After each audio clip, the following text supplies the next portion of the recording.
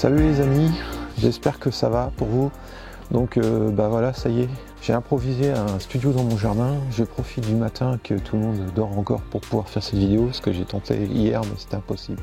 C'était tourner ma neige des tondeuses. Du coup, vous avez été nombreux à me solliciter pour que je vous présente un petit peu le matériel que j'utilise pour la pêche. Bon, vous allez voir, hein, vous le savez déjà, la plupart d'entre vous, vous le savez, je suis un passionné de Preston.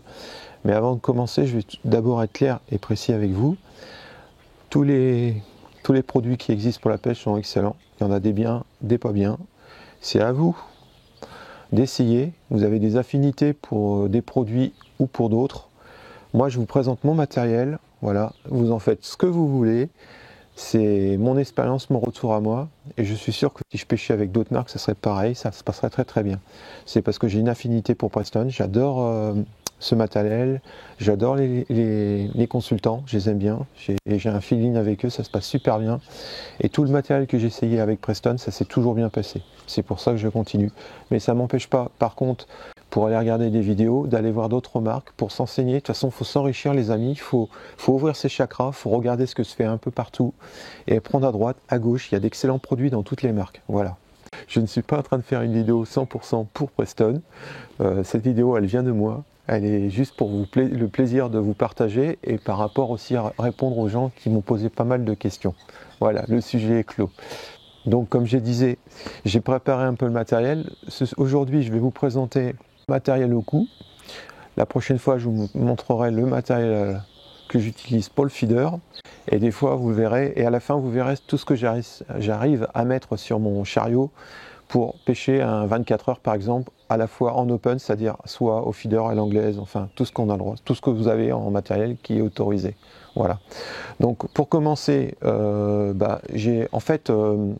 j'avais avant une canne de 13 mètres que j'ai vendue. Parce qu'en fait j'en ai pas très l'utilité maintenant, je fais quelques matchs de temps en temps pour le fun. Plus les matchs que je fais c'est en open, donc je peux à la fois utiliser le feeder et le coup, donc ça va très bien pour moi. La canne au coup en fait pour les pêches de bordure, et si le poisson est un peu plus loin, j'attaque au feeder, donc ça me va très bien, c'est le style de pêche que je recherche. Avant j'avais une canne de 13 mètres mais je l'utilisais très peu, et franchement au bout de 4 heures, 4-5 heures, avoir la canne de 13 mètres, ça me fatigue. En plus, je vieillis, la visibilité du bouchon, surtout quand vous pêchez dans des carpodromes où il y a beaucoup de pression, le bouchon fait ça, hop, et vous avez loupé la touche, c'est pas mon trip. C'est mon opinion, bien sûr, ça ne regarde que moi. Et en fait, le matériel que j'ai actuellement est adapté à la pêche que j'utilise et que je pratique le plus souvent, tout simplement. Donc j'ai une canne de bordure, je vous en ai présenté, de toute façon, dans la vidéo, vous verrez, au-dessus de vous aurez des petits liens qui vous ramènera aux vidéos. J'ai présenté cette canne. Bon, c'est un produit qui est sorti depuis maintenant, je dis pas de bêtises, 2 ans. Response chez Preston, c'est une gamme complète. En fait, ça part de canne de bordure jusqu'aux cannes de 16 mètres. Voilà, donc et en plus l'avantage c'est que tous les kits sont compatibles. Donc si vous avez envie d'envisager d'avoir un kit complet, c'est-à-dire pouvoir pêcher en bordure ou pêcher en longue distance, là c'est ça qui est bien, c'est que vous n'avez pas besoin de racheter des kits en fonction de la canne que vous avez. Mais bon, comme je disais tout à l'heure, d'autres marques le font aussi, hein. Donc c'est une gamme complète, donc la Response en 8,50 m qui est excellente. Donc si ça intéresse les gens de découvrir, je vous invite à aller voir les vidéos. Une vidéo d'explication chez moi, ici justement, et une autre aussi en action de pêche avec des prises de poissons. Voilà. Ça c'est pour la canne. Ensuite, pour intéressant aussi, qui est très intéressant, j'ai essayé de trouver aussi un manche d'épuisette compatible à mes deux techniques de pêche, c'est-à-dire à la fois pour pêcher au feeder et au coup, pour pas éviter de m'embarrasser, parce que ça m'arrivait parfois d'oublier le mauvais manche et tout. Je suis resté dans la même gamme, Response Spécial Carp, qui est intéressante parce que c'est compatible. Donc là j'ai une épuisette qui peut monter à 4 mètres, qui est très intéressante pour pêcher au coup, pour ramener, quand vous pêchez à la déboîtée, pour ramener le poisson plus facilement à l'épuisette. Par contre, c'est vrai que si vous pêchez au feeder, l'inconvénient, c'est que le manche est trop long. Donc là, l'avantage, c'est des kits comme une canne télescopique, comme une canne en manchement, où vous avez des kits qui s'en mangent. Et l'avantage, c'est que là, ce qui est intéressant, parce que ce qu'il faut faire attention aussi, c'est que là, j'ai 1,30 m et 2,70 m.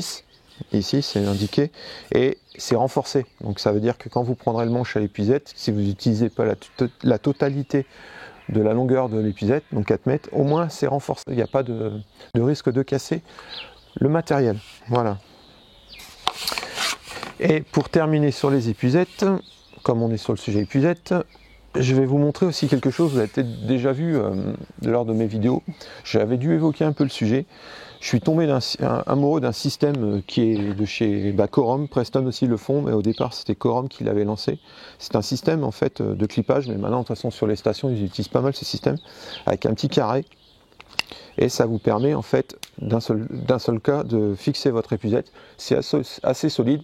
J'en ai cassé, hein, ça m'arrive des fois d'en casser parce que je fais pas attention et je le mets mal, et en serrant la fixation vous pouvez le casser. Bon, c'est pas excessivement cher, mais c'est super intéressant comme système de facilité. Et juste prendre l'épuisette en fait quand vous avez fini d'attraper le poisson, vous ramenez au bord, vous récupérez seulement la tête d'épuisette, c'est ça qui est hyper intéressant.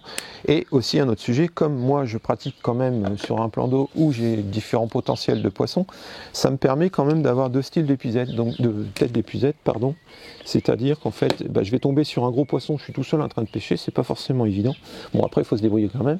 Donc là vous voyez, c'est quand même une grosse tête, je vous expliquerai après, mais là c'est du Corom. Et des fois on me pose la question, on me dit ouais, les esturgeons, tu les mets dans des épuisettes. Je sais que dans des têtes d'épuisettes, je sais que l'esturgeon c'est un poisson fragile, mais vous pouvez quand même constater quand même que j'utilise des têtes d'épuisettes assez grandes.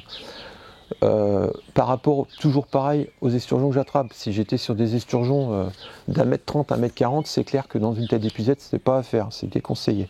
Voilà. Autant prendre un tapis et essayer de ramener le poisson par la queue. Ça, j'en suis convaincu complètement. Donc le système, c'est surtout qui est intéressant, c'est le clips. Donc voilà, je clipse et là vous pouvez regarder, ça tient très très bien, il n'y a pas de problème. J'épuise mon poisson, hop, je ramène au bord de la mer, c'est ce que vous voyez à chaque fois dans la vidéo. Je laisse le poisson dans l'eau, je tire la tête et voilà. Ça c'est déjà le premier point intéressant. Et le second point, c'est que si vous êtes sur du petit poisson, ça on ne choisit pas toujours, et ben je peux changer en cours de pêche sans être obligé d'avoir deux épuisettes différentes.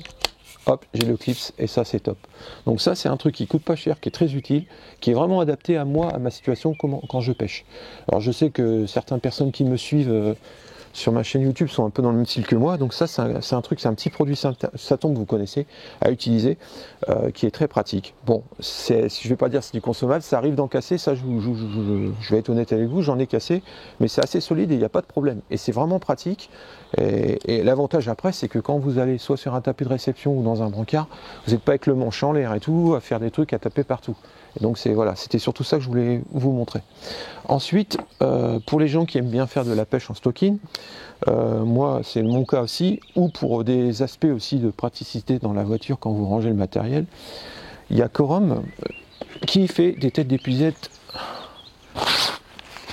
Déjà ça range dans un sac, dans les sacs où on met la tablette et tout, c'est super intéressant. Et du coup, ça se plie en un seul coup. Il y a différents diamètres, donc là je suis sur un petit diamètre, vous voyez, c'est plié en une seule fois, j'ai fini, je range, hop. Donc elle existe en ronde, elle existe aussi en triangle, c'est intéressant, c'est ce qui est surtout utilisé par les carpistes en triangle, c'est plus facile pour amener le poisson dans la tête d'épuisette, et c'est le même principe. C'est des têtes d'épuisette, alors j'ai plus les prix en tête, mais ça va j'ai peur de dire une bêtise, ça va de 25 aller à 50, mais je suis même pas sûr 50 €. Je mettrai les détails dans la vidéo, vous regarderez où ça sera indiqué, où j'indiquerai ça dans le descriptif de la vidéo, vous pourrez regarder. Voilà, ça c'était pour la partie épuisette. Je pense que j'ai rien oublié. Maintenant, concernant pour mes montages de lignes à la carpe. Alors, on va passer dans un domaine pour les gens qui sont experts, on va dire, qui ont la pratique de la pêche assez souvent. Je pense que vous allez vous ennuyer. Donc, si ça vous intéresse pas, je vous dis merci, puis à bientôt. Et pour les jeunes débutants ou les gens qui ont envie de regarder comment je pêche, c'est parti.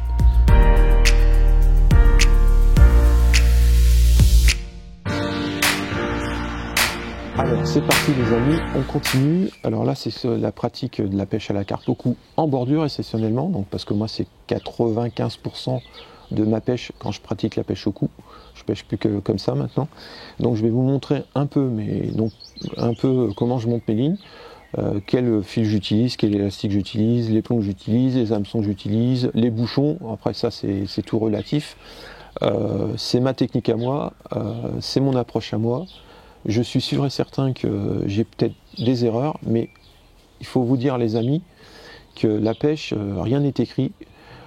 C'est à vous de faire votre expérience, et le principal c'est de partager votre autre expérience. Voilà. Il y a plein de techniques, plein de trucs. Ce qu'il ne faut pas oublier, c'est que c'est le pêcheur qui attrape les poissons, non le matériel.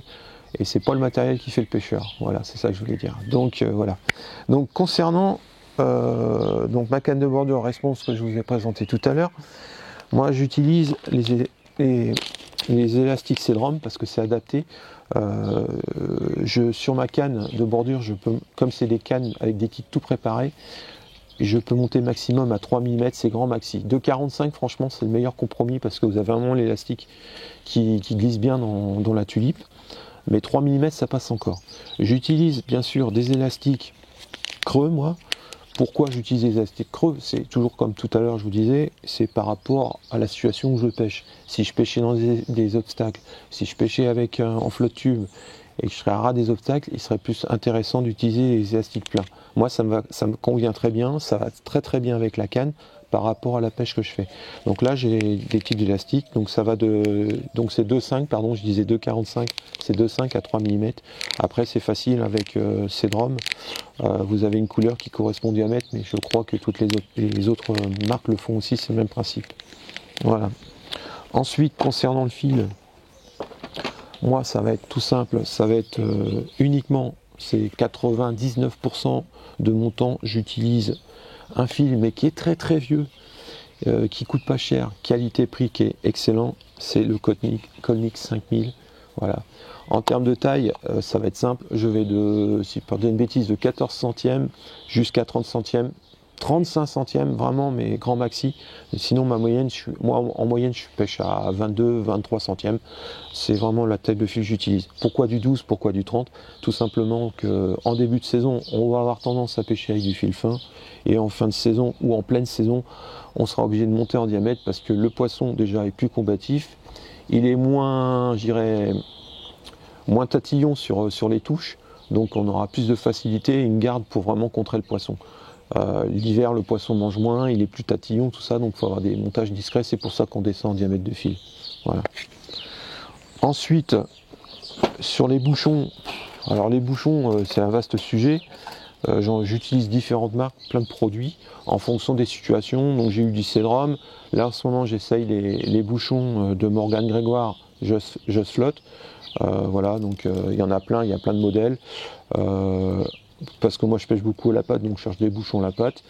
Pareil en termes de bouchons, juste au-dessus là vous verrez, j'ai laissé un lien, j'avais expliqué quel type de bouchon utiliser en fonction les modèles de bouchons pour quelqu'un qui débute à la pêche. Donc je vous laisserai regarder cette vidéo, elle est très précise, c'est pas la peine que j'en rajoute. Par contre j'utilise des grandes antennes. Pourquoi des grandes antennes en diamètre et en longueur? C'est parce que je pêche à la patte, et deux c'est que je vois moins en moins bien, même avec les lunettes à longue distance, du coup j'ai quand même besoin de voir la touche. Mais en poids je suis en 0,3 g, 0,4 g. Ensuite, pareil, pour monter la ligne, vous avez besoin de tétine. Donc il y a Preston, mais il y a d'autres marques qui font aussi des gaines pour pouvoir passer le fil. Hein, ça, il n'y a rien de sorcier là-dessus. Les plombs, j'utilise des plombs de chez, je vais encore dire Preston. Donc vous avez, j'arrive jamais à dire le nom. Ça sera écrit proprement en dessous. Je suis désolé, mais c'est des plombs qui sont super intéressants. Qu'on peut desserrer facilement, faire coulisser sur la ligne sans forcément pincer le fil, et puis après des plombs plus ou moins traditionnels qu'on peut utiliser pour la pêche en général. Moi je suis satisfait de ces plombs là. Je sais qu'ils font des super plombs en ce moment. Après ça reste des plombs, comme je disais tout à l'heure, c'est vos affinités avec les produits que vous aimez utiliser. Voilà. Ensuite, concernant, donc on a parlé du fil, des bouchons, du plomb. Alors les hameçons, mes amis, là c'est un vaste sujet. C'est dommage qu'on puisse pas le revoir, mais avec Infopêche, voilà, pour les chances. Il y a eu je crois que c'est l'année dernière, il y a eu un super article fait par Nicolas, il y a 3-4 pages, avec les différents hameçons, les tailles et tout, et c'est vrai que c'est un vaste sujet, parce que, surtout pour les gens qui pratiquent la pêche au cou, la carpe au cou, vous avez un diamètre forcément, une taille d'hameçon, mais d'une marque à l'autre, la taille ne veut rien dire. Donc c'est même dommage, je trouve, que les marques n'essayent pas de standardiser les choses, mais bon, après je pense que c'est aussi volontaire. Mais c'est dommage parce que d'une marque à l'autre, vous utilisez du 10. Il y a des marques, vous allez lancer du 10, ça ressemble, moi qui ai un ancien carpiste, ça ressemble plus à du 8 que du 10. Et puis d'autres, vous allez avoir du 10, ça ressemble plus à du 14. Donc c'est dommage. Mais en tout cas, cet article était super intéressant parce qu'il y avait toutes les marques. Je pense que 90% des marques étaient représentées. Et vous aviez le diamètre, il avait pesé l'hameçon. Ça, c'est un sujet aussi que j'aborderai. Surtout, j'irais plus pour le feeder quand vous pêchez avec des appâts flottants, mais un hameçon mal équilibré ou d'un hameçon à l'autre, on peut avoir des différences et des résultats sur la pêche. Surtout pour les gens qui font de la compétition. Moi, c'est la pêche loisir, donc je dirais que, entre guillemets, c'est moins grave. Après, j'utilise en marque, donc j'utilise du Corum. Donc j'ai beaucoup d'hameçons fort de fer parce que je pêche beaucoup à la patte, puis que je cherche quand même, entre guillemets, des poissons. Moi, c'est vrai que je n'ai pas abordé le sujet, mais les poissons que je pêche, c'est plutôt entre 8 et 15 kg. Donc du Corum, j'utilise du Fun Fishing, vous voyez, hein, franchement, c'est ce que je vous ai dit tout à l'heure, faut pas vous prendre la tête, vous achetez un paquet, vous l'essayez, si ça vous convient, vous rachetez, si ça vous convient pas, bah, vous arrêtez, vous cherchez ailleurs. C'est à vous d'essayer les produits, d'aller voir dans différentes marques et d'essayer des excellents hameçons. Ce qui est important, c'est 80% de la pêche et le matériel que vous allez utiliser. Si vous êtes confiant à votre appât, à votre ligne, c'est 80% gagné. Après les 20%, bah, il faut faire venir le poisson et ramener le poisson à l'épuisette. Voilà, c'est ça. Donc après, je disais du Fun Fishing. Il y a Kamazuka. Zuka, je suis désolé de la prononciation. Ça, c'était des trucs que j'utilisais beaucoup aussi quand j'étais carpiste, que j'utilise au coup. C'est des hameçons vraiment très très piquants. Je dirais pas tout à fait fort de fer, plus tendre. Ce qui est intéressant quand vous pêchez dans des carpodromes avec des petits poissons à utiliser, parce que vraiment l'hameçon est moins fort de fer, donc il abîme moins le poisson au ferrage et évite d'arracher la bouche du poisson. Après, c'est du Preston. Voilà en gros les éléments que j'utilise. Hein. J'ai pas d'affinité pour telle ou telle marque. J'ai un paquet de stock dans ma boîte et je prends en fonction du moment, en fait, de l'endroit où je pêche, du poisson que je recherche et de l'appât que j'utilise. Voilà. Et c'est en fonction de ça que je décide quel hameçon je monte sur ma ligne, tout simplement. Pour rester sur l'hameçon, j'utilise aussi, quand je pêche par contre au bibicorne ou au pelé dur, pour mettre sur une bague. Bon, ça vous l'avez vu aussi. Donc là c'est du Fun Fishing, là j'ai du Corum. Enfin après, il y a des sites chinois où vous pouvez acheter 200 bagues pour des prix très très bas. Donc après c'est vous qui voyez, comme on dit, hein. Mais voilà, c'est ce que j'utilise aussi, des bagues plastiques pour pêcher au babycorn en bordure quand la patte ça marche pas, ou j'ai trop de fausses touches à la patte, comme j'ai pu déjà démontrer dans des vidéos. Et donc j'arrête à la patte et je passe avec une bague sur un pelé. C'est très vite à monter, c'est très réactif et on continue la pêche sans se prendre la tête. Voilà. Voilà pour la ligne, je crois que j'ai été clair. Ensuite, quelque chose de nouveau aussi que je n'ai pas abordé tout à l'heure, concernant la canne. Donc, j'utilise des connecteurs Rive. Alors ça, c'est merci Pascal qui m'a fait découvrir ça l'année dernière. Bon, j'avais déjà des collègues qui pêchaient beaucoup au connecteur. Et moi, j'étais quand même resté traditionnel. C'est-à-dire, j'étais sur des tétines, des connecteurs mais que vous connaissez, hein, je pense que la plupart utilisent. Voilà, comme ça. C'est des connecteurs, donc pareil. Donc je pêchais beaucoup comme ça, mais c'est vrai que j'ai remarqué l'utilité de pouvoir démonter rapidement la ligne. On n'a plus besoin de faire de boucle et tout ça, vous tirez sur le fil, hop, ça se décolle tout seul, il n'y a pas de problème. Et franchement, les rives, nickel. Vous voyez, je vous disais tout à l'heure que je suis un fan de Preston, mais la preuve, ce que je vous disais, ouvrez vos chakras, regardez ce que font les marques. Il y a d'excellents produits dans toutes les marques. Voilà. Donc ça c'est nickel, c'est très très pratique, on tire sur le fil. Donc là c'est pareil, je ne vais pas vous faire la démonstration. Moi je vous invite à aller sur le site de Rive. Vous allez, il y a des vidéos explicatives. Je vous mettrai un lien pareil dans le descriptif de la vidéo. Vous allez voir, ils expliquent comment ça fonctionne et tout ça. Ils vous donnent les références des tailles des connecteurs en fonction des tailles des élastiques. C'est précis, c'est pas la peine de faire de la redite. Voilà les amis. Donc j'ai pas précisé, mais bien sûr maintenant c'est devenu, ça s'est démocratisé, mais on pêche plus avec 2 cônes, mais on pêche avec un pull à kit. Hein. Donc voilà en gros le système. Donc comme je vous expliquais tout à l'heure, moi ma pratique de la pêche, c'est beaucoup à la patte et à l'agrainage. Donc j'utilise plus autant à l'époque quand je pêchais à 13 mètres, j'avais pas le choix, j'utilisais des gros bacs sur des kits coupelles, on appelle ça. Hein. Donc moi c'était du Frenzy à l'époque. Bon, quand même j'utilise beaucoup de marques anglaises. Donc du Frenzy. Et maintenant, par principe de facilité et adapté bien sûr à ma pratique à moi, j'utilise beaucoup de godets. Donc vous voyez, voilà, ces godets là qui sont super.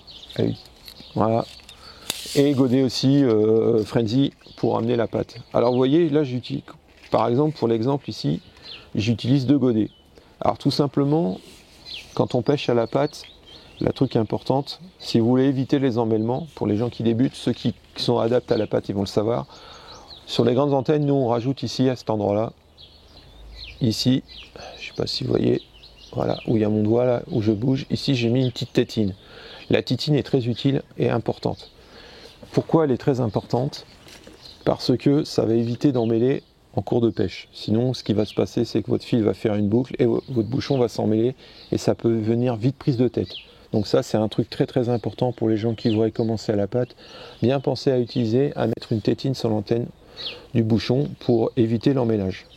Donc la pâte, vous l'avez vu dans des vidéos, on vient la mettre à cet endroit. Donc c'est pareil, je vous mettrai des liens descriptifs dans la vidéo, je ne vais pas rentrer trop dans le détail. Il y a des vidéos super qui expliquent comment pêcher à la pâte, et puis moi j'ai fait des vidéos aussi en expliquant le principe. Voilà. Ensuite, concernant le montage de la ligne, je ne suis pas trop rentré dans le détail, mais en général, alors là, donc moi je fais partie des gens qui à la pâte utilisent des plombs. Donc je plombe ma ligne, par contre je regroupe tous mes plombs. Là, je regroupe tous mes plombs et là je suis à 50 cm. Alors ce que je vous disais, les plombs que j'utilise, l'avantage c'est que je peux les coulisser en cours de pêche en fonction des touches, aussi varier ma profondeur sans abîmer mon fil. Voilà, donc ça c'est important aussi, c'est ça qui est intéressant. Donc voilà, en résumé, un peu le matériel que j'utilise pour pêcher en canne de bordure. Les bouchons, ça après c'est au goût de chacun utilise les bouchons qu'il a envie, il n'y a pas franchement de préférence. Seul truc que j'ai pas précisé, c'est donc comme je pratique aussi la pêche de nuit, j'utilise beaucoup les bouchons Fun Fishing qui ont un système facile à enlever l'antenne la journée. On peut mettre une petite batterie lumineuse, ça je vous en parlerai plus tard. À la rigueur, si ça vous intéresse, dites-le moi dans les commentaires, ça permettra de partager et je pourrais vous montrer un truc spécialement pêche de nuit. De toute façon, j'avais prévu l'année dernière de le faire, j'avais pas pu, mais c'est une vidéo que j'aimerais bien vous présenter, comment je pratique la pêche de nuit. Voilà. Et on a aussi un sujet que je pense, mais je ferai juste une petite tuto là-dessus, c'est sur le pole méthode feeder. Je pense que ça doit intéresser les gens, donc on a abordé le sujet, donc je vous montrerai un peu comment moi je pratique la méthode pole méthode feeder. Je vous ferai une petite vidéo. Voilà les amis, j'espère que ce petit tuto, comment mon approche à moi de la pêche de la carpe au cou en bordure avec le matériel que j'utilise vous a plu.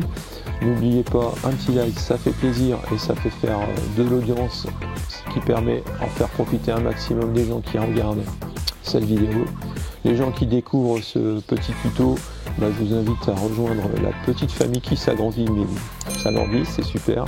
Et n'oubliez pas surtout d'appuyer sur la petite cloche de notification pour avoir les messages de nouvelles diffusions de vidéos et aussi pour les lives. À ce sujet, je tenais à vous remercier de votre participation qui n'arrête pas d'augmenter au fur et à mesure des lives. Quelque chose de nouveau pour moi, je prends très plaisir à inviter des gens, à discuter, à partager et je vois que le concept de l'émission ou de live, on va dire, vous plaît. Voilà, je vous dis à très bientôt, prenez soin de vous, restez confinés les amis et soyons patients, on aura le temps de retourner à la pêche plus tard. Ciao.